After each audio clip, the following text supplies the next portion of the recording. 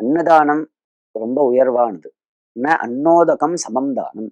அன்னதானத்துக்கும் தீர்த்த தானத்துக்கும் சமமான தானம் வேற எதுவுமே கிடையாது அப்படின்னு சாஸ்திரம் சொல்றது.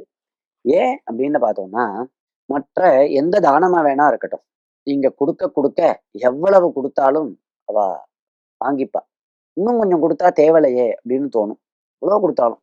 சொர்ணத்த தங்கத்த குடுக்குறோமா? சரி. குடு, குடு.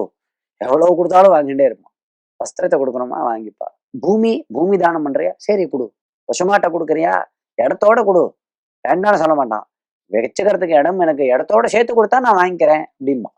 இல்லையா? எவ்வளவு குடுத்தாலும் வாங்கிக்கிறதுக்கு தயாரா இருப்பா. ஆனா, அதே மாரி அன்னதானத்த குடுத்து பாருங்க. ஒரு 2 தட்டு, 3 தட்டுக்கு மேல அவனால சாப்பிட முடியாது. என்ன பண்றது? என்ன வாங்கி வச்சு ஸ்டோரேஜ் பண்ணி வச்சுக்க முடியுமா? எத்தன நாள் காப்பாத்துறது அத? ஒண்ணும் பண்ண முடியாது. போரும்ன்றுவான். அதுக்கு மேல அவனால முடியாது. திருப்தி. அதனாலதான் திருப்தோசி அப்படின்னு கேட்பா. திருப்தாஸ்ட நான் நல்லா திருப்தனாக ஆயிட்டேன் அப்படின்னு சொல்லுவான்.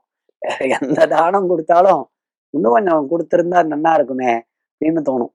ஆனா அன்னதானம், தீர்த்த தானமும் அதுதான் முழுமையாக நம்மளாலையும் கொடுக்க முடியும். அவன் திருப்தி அடைகிற வரைக்கும் கொடுக்க முடிய தானமும் இந்த தானம் தான். அவனும் திருப்தின்னு சொல்லக்கூடிய திருப்தி படக்கூடிய தானமும் இந்த தானம் தான் அப்படிங்கிறதுனாலதான் அன்னதானத்தை நன்னா அவ திருப்தி ஆற வரைக்கும் நம்ம அன்னதானத்தை கொடுக்கணும், தீர்த்த தானம் பண்ணணும்னு சாஸ்திரம் சொல்றது. ராமராவ்.